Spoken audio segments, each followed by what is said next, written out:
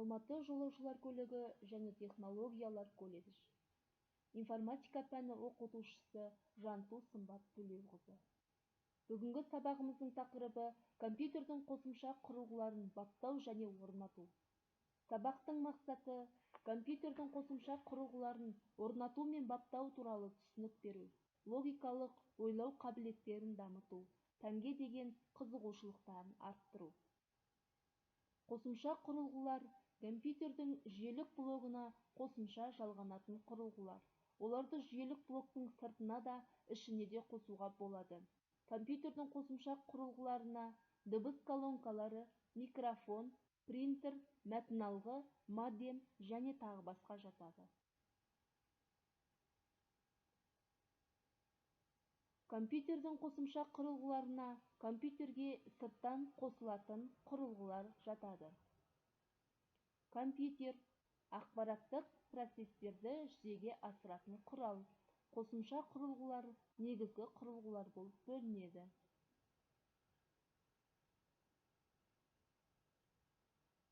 Компьютердің қосымша құрылғылары: принтер, сканер, дыбыс құлақтығы, модем, дыбыс колонкалары, тышқан.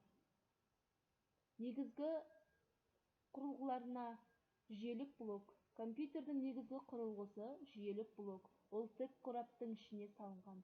Оның ішінде дербес компьютердің негізгі түйіндері орналасқан. Монитор. Монитор немесе дисплей. Компьютердің экранына ақпаратты шығаратын құрылғы. Экран түстеріне қарай дисплейлер монохромды және түрлі түсті болып, ал шығарылатын информация түрлеріне байланысты символдық және графиктік болып бөлінеді. Пернетақта. Кез келген ақпараттарды компьютерге енгізуге негізделген құрылғы. Тінтуір. Тышқан тәрізді қол тетігі. Пернелікпен берілген EVM-ді басқару үшін қолданылады. Маустың екі түрі болады: 3 батырмалы, 2 батырмалы.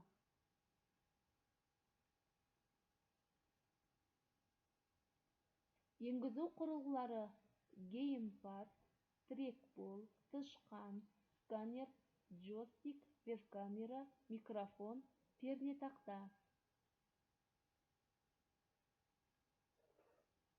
Принтерді қалай компьютерге қосу керектігін осы видео ролик арқылы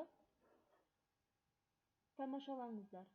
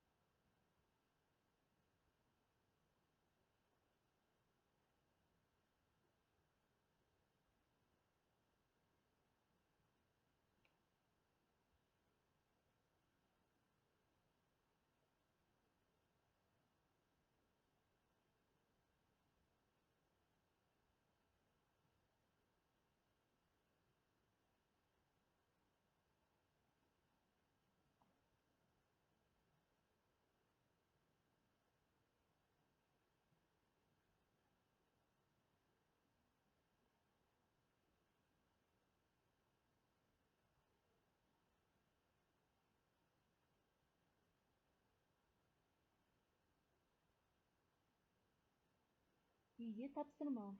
Компьютерлеріңе принтерді локалды түрде орнатыңдар. Принтерді желілік түрге келтіріп баптаңдар. Мәтін алғаны веб-камера құрылғыларын орнатыңдар. Назарларыңызға рахмет, сау болыңыздар.